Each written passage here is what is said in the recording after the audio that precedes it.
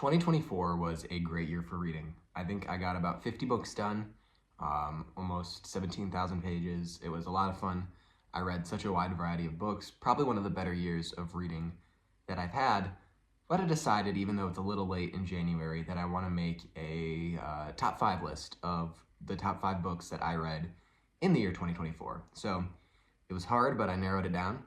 And I'm just going to walk through each one of them with a little spoiler-free summary and talk about what the merits of the books are and just kind of a brief overview of what they are. So that's where we're going to go from here. Of course, I have to start off the list with just 2 honorable mentions because they weren't top 5 material, but they definitely were good, and I enjoyed them. Some of the better reads of my year. And so the first one is Incidents Around the House by Josh Malerman. This is a horror novel. It is about a young girl who sees a demon, and the demon is kind of following her around her house. It was really good. This is a new release for the year 2024. I don't usually get scared during books because it's harder to get scared during books because you can't get jump scared and things like that. But this book really did give me chills. I'm not going to say it kept me up all night, but it did give me chills, and I enjoyed it. And it was really good. Josh Malerman, he's the author of Bird Box. I haven't read Bird Box, but I've heard good things about it. So this was his new release for 2024. It was a really good book if you're looking for kind of a quick, fast-paced, uniquely written horror novel, as it goes from the perspective of the young daughter. So you kind of get this childish dialogue and childish inner monologue, and it was really good. I thoroughly enjoyed that one. So next honorable mention is You Like It Darker by Stephen King. This is his short story collection that came out in 2024. Probably one of my favorite King books. It just did not make the top 5 list because I didn't want, spoiler alert, there is a Stephen King in my top 5, and I just didn't want 2 Stephen Kings in the top 5. So this was so good. There were 2 stories in here. One of them was Danny Coughlin's Bad Dream, and the other was The Answer Man. And those were 2 of the best short stories I have ever read. Danny Coughlin's Bad Dream was one of the most entertaining things I have ever read. It follows a guy who has a dream where he dreams there's a dead body in a certain location. And he reports that to the police, and the body's actually there. So now the police suspect him, even though it was just a dream that he had. And so it was rip-roaring fun. It was so unbelievably entertaining to just kind of walk with Danny through that. And then Answer Man is a story about a man who is on the road, and he finds the Answer Man, and the Answer Man will, for a fee, answer any question he has about his life and what he says will happen. And so that one was really actually kind of a touching story. And I think what a lot of people don't realize about Stephen King is that he doesn't just write horror novels. He writes all sorts of different stories. And so You Like It Darker really wasn't much horror. There was some mystery elements, there were some murder elements, and there was a few supernatural elements, a few horror elements. But overall, this was just an amazing collection of short stories. All right, so now with the honorable mentions aside, let's jump into the top 5 list. At number 5, we have Where the Crawdads Sing by Delia Owens. I'm not sure if that's how you pronounce her name, but that's how I'm going to pronounce it. So Where the Crawdads Sing, there was so much talk around this novel about 4 years ago, and I just didn't read it. Kind of wasn't what I was into reading at that time. And so I was in Florida over the summer, and I was at a bookstore in the small town I was in, and I picked up Where the Crawdads Sing. And man, oh man, was this such a good book. It was a very touching story and painted a very interesting portrait about the, lower kind of white trash class of America. And there's a lot of stuff in this book that's very dark and very hard to digest. There's some assault, there's some just really disgusting prejudice, but it's such a powerful story, and it was such an amazing book. And it was part murder mystery, kind of, part romance, part just literary fiction almost. And it was so good. I really enjoyed this. I have not seen the movie. There is a movie for Where the Crawdads Sing. I have not watched it yet, but I think it would probably be good to watch at some point. So this, Where the Crawdads Sing, really good book. Thoroughly enjoyed this one. Liked it a lot more than I expected. It was just a very touching story, and I'm glad I read it. So number 5 on the list is a classic, and that is A Farewell to Arms by Ernest Hemingway. So I am not a huge fan of Hemingway's novels. I think Hemingway is an amazing writer, and he really excels when it comes to short stories because that's what fits his style. You know, he has these very sharp, punchy sentences that are very brief in description, and they don't give much information away.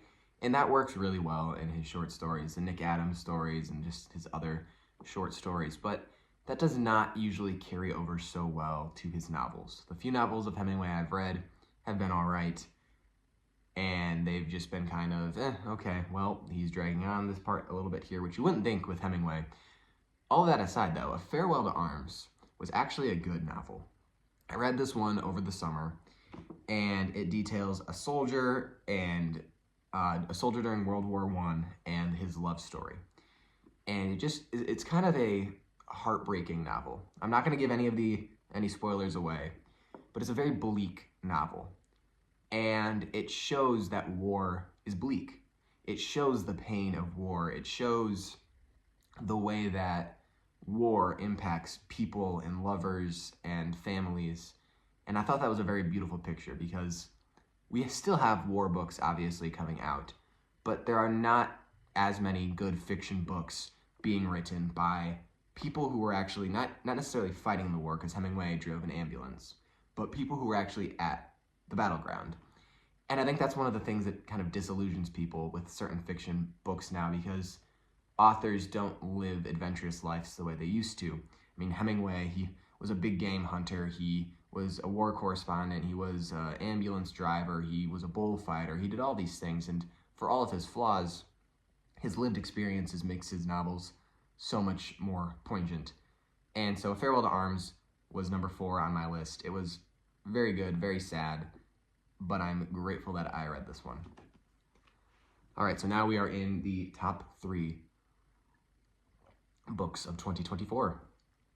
So coming in at number 3, this massive, massive book, War and Peace. War and Peace was the first book I read in 2024. I decided I'm not going to read another book in 2024 until I can plow my way through War and Peace. It took me about 3.5, 4 weeks to read, and yeah, it's the best summary, honestly, that I can give of War and Peace really is the title, War and Peace. It follows this Russian family through decades and just years and years of their lives, and it shows, you know, how the battles get started. I think it's the Napoleonic Wars.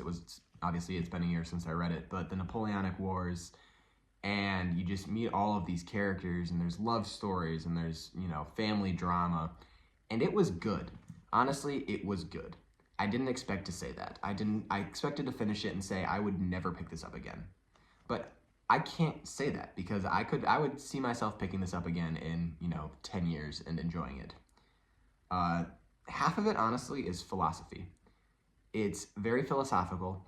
Tolstoy, I don't know if many people know, but Tolstoy has a very philosophical element to him. He loved religion and he loved to talk about kind of philosophy. He's very existential. And so there was a lot of philosophy in this. You just have 30 pages of a philosophical rant.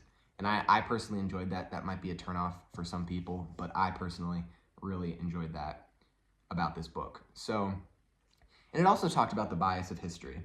It talked about how, depending on what part of the world you're from, you're going to have a bias when you come to history. If you look at the, memoir of the soldier and the war, you're going to have a very different picture of the war than if you look at, this country's perspective on the war. If you zoom out of that country and you look at that side of the war, the good guys versus the bad guys, you look at the good guys side, you're going to have a very different side of the war. And if you look at the global scale, the broad picture, you're going to miss out on those details from the memoir. And so it just kind of talked about how history is incomplete and history is biased, and you're not going to get, a full, fair picture with just one source of history. So, War and Peace, great book, loved it. I would recommend you read it if you want a challenge, if you want to, challenge yourself as a reader. It is arduous. It does take a very long time to get through, but it was good, and I enjoyed it. And I probably will reread it at some point down the line. All right, so I'm gonna move these here so you can't see the title of the last one when I lift up the second, but the second book on my list is The Comfort Crisis by Michael Easter. It's the only nonfiction that made it into my top 5 this year, but this was one of the best books I have ever read. The modern world is unbelievably comfortable. We get everything handed to us. We've got the perfect air conditioning house. We've got all the food we need. And we have no challenge. We have nothing butting up against us. We have nothing that forces us out of that, comfort zone.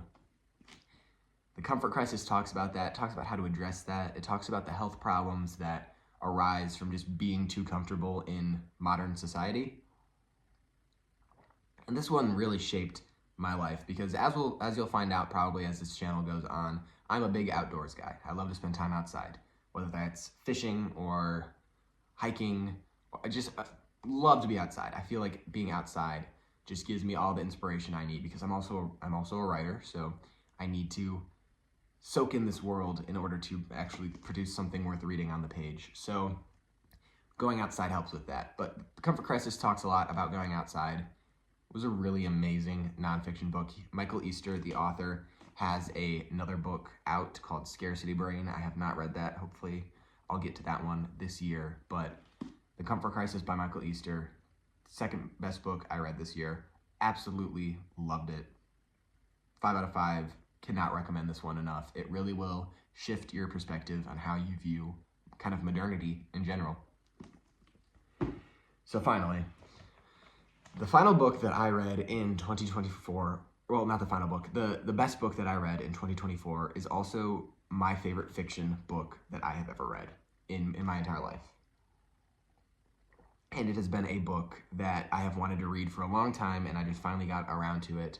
It took me a while just because I didn't have a ton of time when I picked it up. And I honestly, that helped with the experience because I got to grow with the characters more and just spend actual tons of time with them over the weeks of my life. And that is It by Stephen King. Stephen King is a very unique writer. I'll probably talk about a few more Stephen King books as this channel progresses, but the way he's able to get into the psychology of a character, the way that you don't question that this character is real.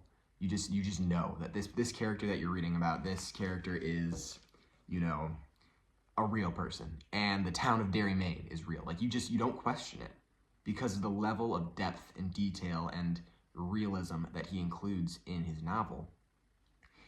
And it was definitely written in the 80s. There's a lot of things in here that might be a little questionable if they were written today, obviously. There's been some controversy with it. But it's hard to deny the fact that this might be the greatest horror novel of all time.